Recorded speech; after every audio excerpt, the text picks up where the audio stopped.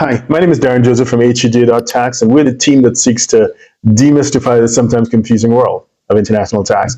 And today I want to talk about, it's not a new thing, but it's, in my mind, becoming increasingly popular, which is encouraging non-US taxpayers, so this will be non-residents, non-citizens, to settle trusts in the United States. There's some jurisdictions in the US which offer really strong asset protection, privacy, and minimum disclosure requirements. And for those who are really tuned in, you know exactly what I'm talking about. You know I'm talking about Delaware, you know I'm talking about Wyoming, South Dakota, you know what we're talking about, right? So naturally, you have promoters online and offline who have been encouraging non-Americans, non-US citizens, non-residents to settle trusts in these US jurisdictions.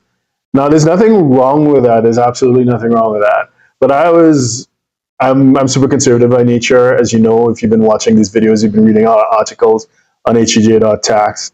And I just think that deep thought must be given before making that kind of decision. What is popular is the fact that there's something called the CRS, or the Common Reporting Standard, or the Automatic Exchange of Information, or CRS. So if you drop that search term into our website or wherever you found this video or this podcast, you'd see that we've done dozens of articles and recordings on that, on CRS. But the point is that it is a system of information exchange that is super popular outside of the US.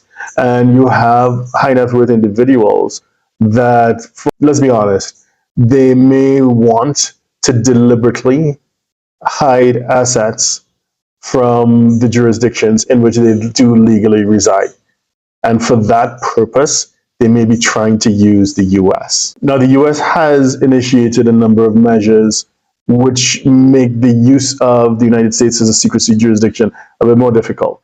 So, for example, there are rules around disclosure of related party transactions by non-citizens, non-resident entities or persons who may control US entities.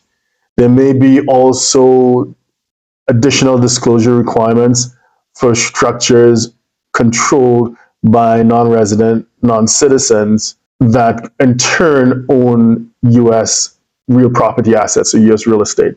And of course, you have the CTA, or the Corporate Transparency Act, which I know is a bit up and down right now, but it's there. The point is it's there, and it may indeed, the legal actions may be settled, and it may be enforced as a reporting requirement. Now, this is the stuff that most people do know about. What is often not discussed is that a US advisor who is found to have facilitated a client's foreign tax avoidance can run afoul of US and foreign laws.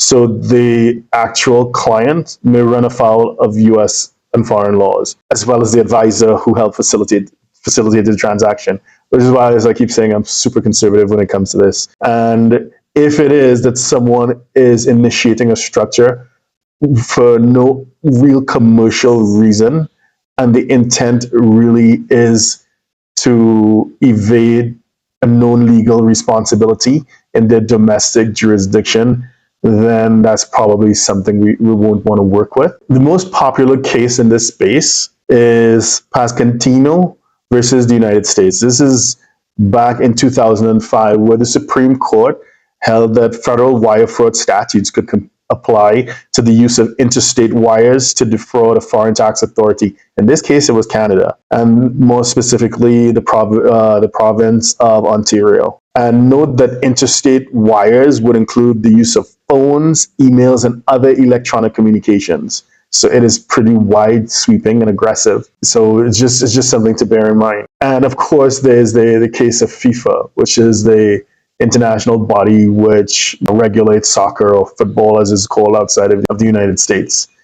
So, and again, we've written on this on our website, HEJ.tax. You can have a look, just do a search for Pascantino versus the United States or FIFA, and it should pop up. The point is, if it is that you're using a US structure, be it a US LLC or a US trust structure, even though it will be a foreign trust, but it is registered in one of the so-called secrecy jurisdictions in the US, like Delaware, South Dakota, or what's the third one? Wyoming.